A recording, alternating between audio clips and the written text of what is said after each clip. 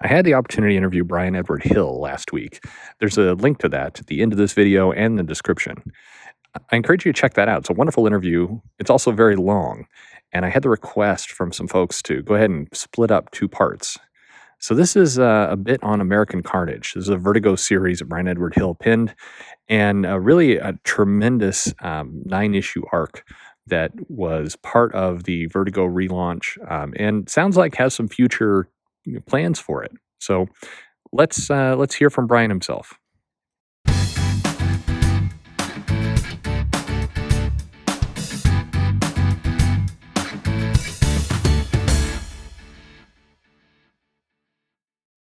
I'm curious, kind of in some comics. So, in the realm of experience, when you did American Carnage for Vertigo, I had heard, and I think I don't recall now where you said it, maybe it's Twitter, but you talked about immersing yourself and going on ride-alongs. So, can you talk a little bit about that? Because I was blown away at this, new title. It's coming out. It's Vertigo, and the amount of effort you seem to put into that story was amazing. And I know before it came out, there were a lot of people coming to the shop saying, "Did you realize he's doing all this effort? I got to read it now."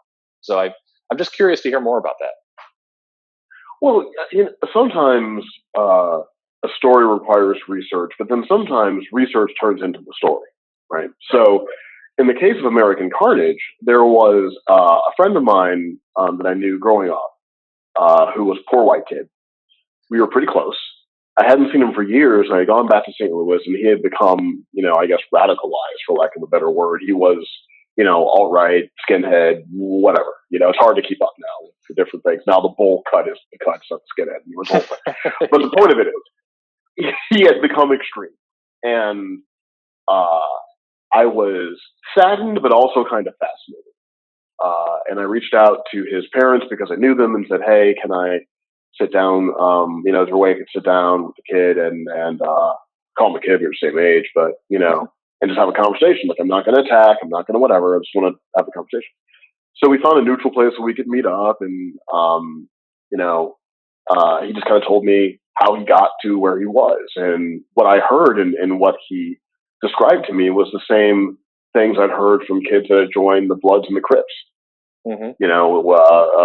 The same things I heard from anyone who was sort of looking for a place to belong, looking for a place to be valued, and also who needed to get some sort of reason. They needed to find a scapegoat for what they were enduring.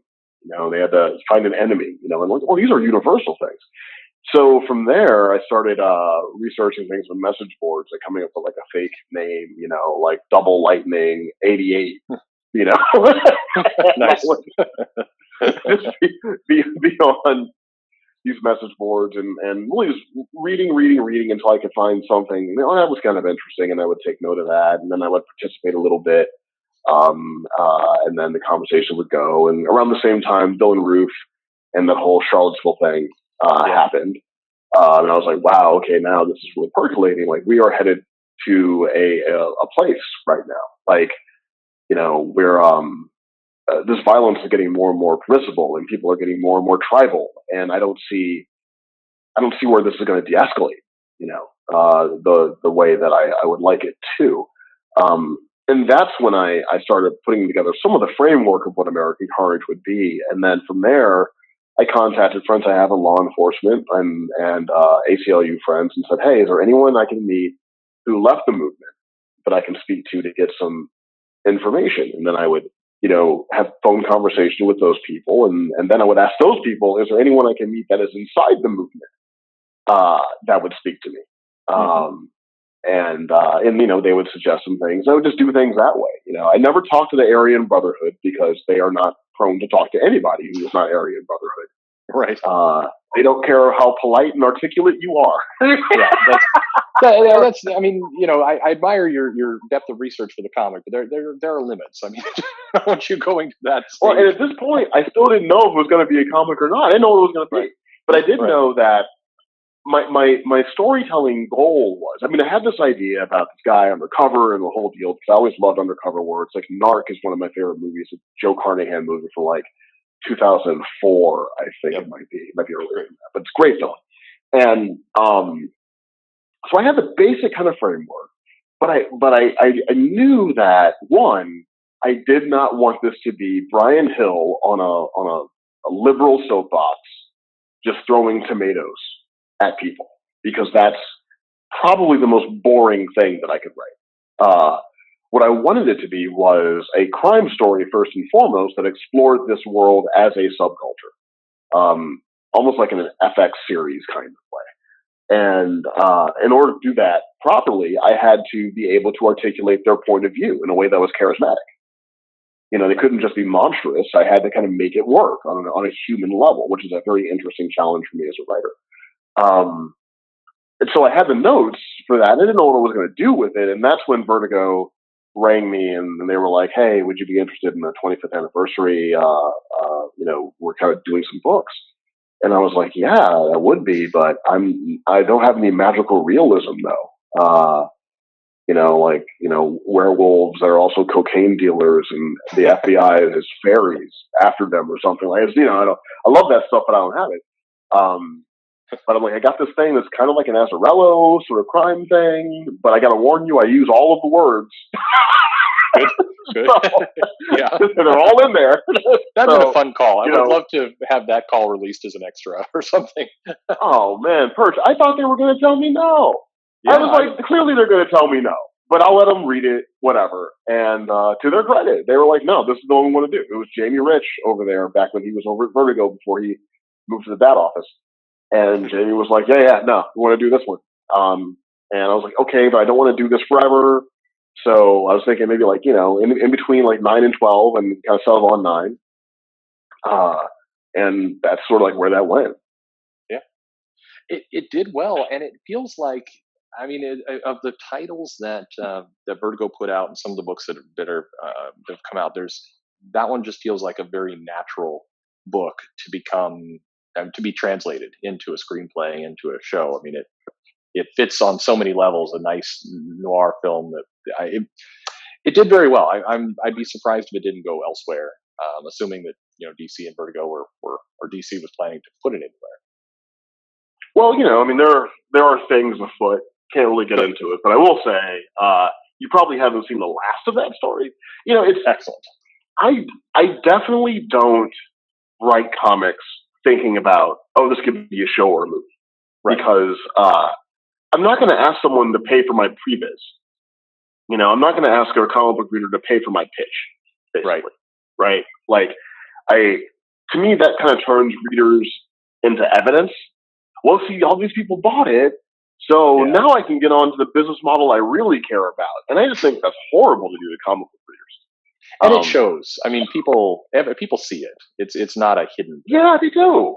Yeah. They do. I mean, you can tell. Like, you know, you get something that's like super high concept, but the characters are very thin. And then in the execution, there's clearly not a fluency or desire to demonstrate a fluency in the form of comics. There are panels, people talk in panels, there are splash pages, move on. But the artistry, the unique ways you can tell a story in a comic book aren't being embraced. And so I definitely don't want to do that, even though I kind of work in all those different worlds. But I think it's just in my subconscious, the way I think about a story, it probably lends itself to some translation because ultimately I probably think in movie. You know, I work hard to do an interesting comic and to make that experience unique to the form, but I probably think. Well, yeah, I mean, I was going to ask you if there was more to that story and where it was going to go. So I think I got a little bit of a scoop there, but we'll see. We're looking forward to seeing where that goes. That's exciting. It's funny. Yeah. Things may happen. Well, that's good to hear. It was funny because there was definitely a political backdrop to the story and just kind of in the depth of the bigger story you're trying to tell, but it never felt as a reader like you were being hit over the head with it. It felt natural and organic to the story that was being told. And people say, you know, there's too many politics in comics, or they don't like politics in comics, or how the politics have changed. But it seems like more not politics or no politics, more just how they're handled. And it just, and that we're so polarized as well, of course, so people are on the lookout for it. But you seem to juggle that very well. Well, you know, it's I do think that stories can be essays, and I think that stories can address a theme, and dramatize it effectively. But simultaneously, uh, I feel like my job as a writer is to create the world, create the characters, to manage the plot, to write the story. It's not my job to tell an audience how to feel about things, And if I was going to make a brutal oversimplification, I would say you could separate things into two approaches. You have the Kubrick approach and the Spielberg approach, and there are gradations in between, right? And I think the magic of Steven Spielberg is that he knows exactly what he wants you to feel when he wants you to feel it, and he knows the grammar and the artistry to create that feeling, and you will have that feeling shared with hundreds of people, thousands of people, millions of people who have all seen the same thing. And there's a magic to that, for sure, and I respect it. I'm not particularly good at that. What Kubrick would do is just show you things, right? Here's some things, right? And then his work on the more extreme end of the scale can be very clinical. That's super objective in a way that can make you feel almost untethered, like you're floating through the vast space of his narrative. I'm probably somewhere in the middle. I would say Fincher is kind of in the middle of those things. Denis Villeneuve is in the middle of those things a little bit, but I don't like to be told how to feel about something, especially when it's an ideology, like a concept, right? Like, very rarely are you going to change someone's mind because so-and-so decried so-and-so's movement in a caption in a panel of a comic book. I don't, that's not going to, end segregation, right? So what... I'm sorry. It's just it's so you're so dead on with this stuff. I mean, it's funny because I'm sorry. Keep going. I'm just you're totally you're making great points here. Well, and I understand like you get a cathartic release from that stuff, and you get people who already agree with you, saying you did a great job, which feels very nice. It feels nice to be told you did a great job. I get that. Good dopamine hit. Good dopamine hit, right?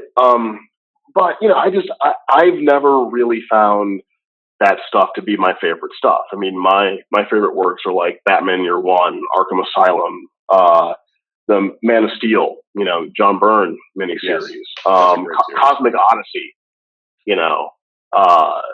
just weird stuff like that. So I think there can be a reductive aspect to it. Like when I see, and I'm not going to name any books and name any characters because I don't want anyone to feel like I'm targeting them. But when I see like a major superhero that ostensibly is in a major conflict, having the time to obviously complain about a micro movement on the internet, I feel like, well, that's reductive. That reduces your story in a way. It's like, I want the plans, find the Skywalker, and if I find that person on Twitter, like, no, I what? You're so right, and I've talked a lot about timeliness. I mean, or timelessness, I should say, rather. These books in 5 to 10 years, nobody's going to understand what people are talking about. And it's going to age in the same way as kind of Where's the Beef as a joke. It will stick out like a sore thumb. It will age worse and worse over time. And that was a real consideration with American Carnage, Perch. I mean, people ask me all the time, like, well, is this like an anti-Trump thing? And I'm like, no, because I don't want the book to be relevant because of the current president. Right. This book is about things that hopefully will be interesting, for 10 years, 15 years. Like, I would never reduce my work to one individual like that. Because then, you're dating the work, right? You're like, oh, well, that's not an issue anymore. Therefore, all of the work written about it is invalid. Well, depending on so many comics are trying to key off Trump, and I get it. It's in people's consciousness, and it's kind of an easy way to get some attention. But depending on your point of view and what you think is going to happen, that this whole situation is going to either die down a lot in 1 year or 5 years, and after that, it's history. So you're definitely putting a shelf life sticker on your book. Well, and in that case specifically, what I try to do is not, again, like not go after the surface of things, but instead, if there's something that the pressman or my next door neighbor is doing that I just don't agree with, that I think has some ethical issues, I'll spend time with a story that should hopefully help people understand the reason why I might have an ethical issue with a certain action, even if they're not thinking about the action itself. Mm-hmm. Right? Because again, it's not about, I need you to read this and then feel this way and then think this way. Right. No. What I try to do is say, you know what? I think that violence might not be a way to achieve inner peace. Maybe peace through strength isn't a path I want to follow. Well, let me tell a story about a character that praises violence and turns from reconciliation, and let me show you what that journey might be like, so that you can get those ideas, but you're also getting it in with the richness of storytelling, and not just me saying you need to think the way I think about this one issue or you're bad. Yeah, and I always wonder who's swayed by that. Is anybody reading a comic going, you know what? I've believed in white supremacy for my entire life, but I read this comic book. Yes, thanks to this issue of Teen Titans, I now know equality is good. It's like I have burned my sheets and changed my ways. Exactly. Yeah.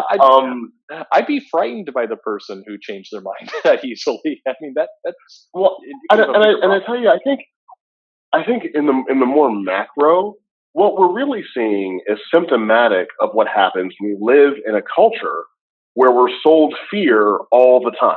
Yeah, absolutely. Right? We're constantly told what we need to be afraid of. We're constantly told how little power we have, how many things want to destroy us, how we need to be afraid of all of these things, no matter really where on the spectrum you are. I mean, the most fascinating thing about the left versus right thing going on now is every side thinks they're the victim of a massive conspiracy where they're the pawn on the chessboard. Yeah, absolutely. And it's like these two realities, right? It's like where everyone thinks they're the victim of some dark cabal that has all of the power and they don't have any of the power, right? And that just means that it's sinking in, this fear we're constantly sold. And so I think a lot of what we see in work, whether it be work that's dedicated to, right-leaning politics or work that's dedicated to left-leaning politics, a lot of it is if I don't shout out continuously, if I don't make my raison d'etre these things that I believe are critical to my existence, I will be vanquished. Yeah, no, it's a life struggle for people. Howl. Right, and I get it. I have to howl about this all day because the moment I stop, they're going to win because they're always coming to get us. They're going to win. Yeah, and I think that has a lot to do with it because we're kind of all suffering from the same fear. Culture we have. There's a commerce around it. If a person is reasonable, measured, they might build an audience. It'll take them a great deal of time, and they'll have to endure a lot of fence-sitting accusations on the way to getting their audience together. I wouldn't know. But if you, yeah, right. But if you, I've been called that many a day.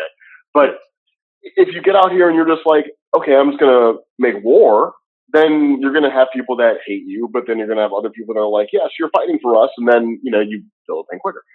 So I think a lot of things are symptomatic of larger things.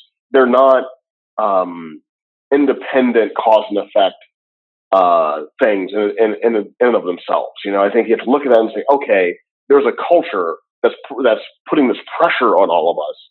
And this pressure is getting released in these various ways. They can show up in the work sometimes,